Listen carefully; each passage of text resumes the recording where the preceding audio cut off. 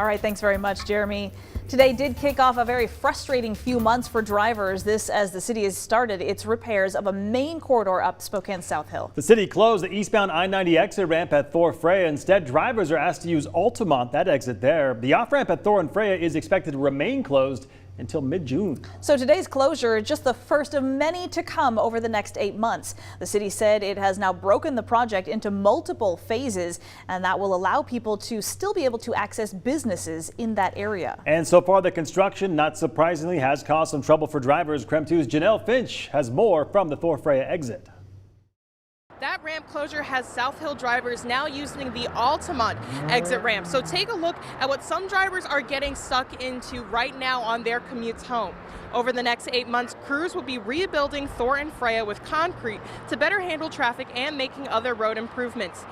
The City of Spokane's communications manager says major projects can be hard to adjust to. The first week to 10 days is always more chaotic. Today, South Hill drivers using Freya to get to I-90 or downtown ran into stop-and-go traffic. Now, until the end of November, navigating Thor and Freya may take longer than usual. Drivers are budgeting out extra time when driving through that area. At least 15 minutes extra, probably more than that. One driver says the traffic turned his quick trip to a coffee shop into a longer ride. It's like, oh wow, it was like supposed to be like a 30-second quick little drive over here, and I was like, okay, I guess I'm gonna hang out in traffic for a couple minutes, and definitely a little hectic. It reminded me of Seattle, like that kind of level of traffic. The city is encouraging drivers to be flexible with road changes. One driver says he already had to use an alternate route. I was probably in the traffic, I don't know, 10, 15 minutes before I decided to go take a side street.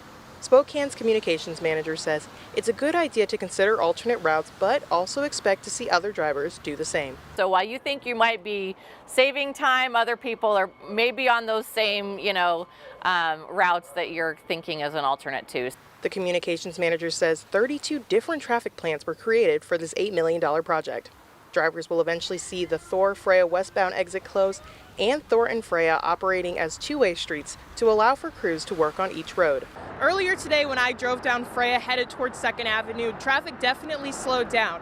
Cars were mainly piling up towards Freya and Hartson, that intersection there. The city's communication manager says drivers should allow for extra time and consider alternate routes if Freya and Thor are a part of their morning or evening commute.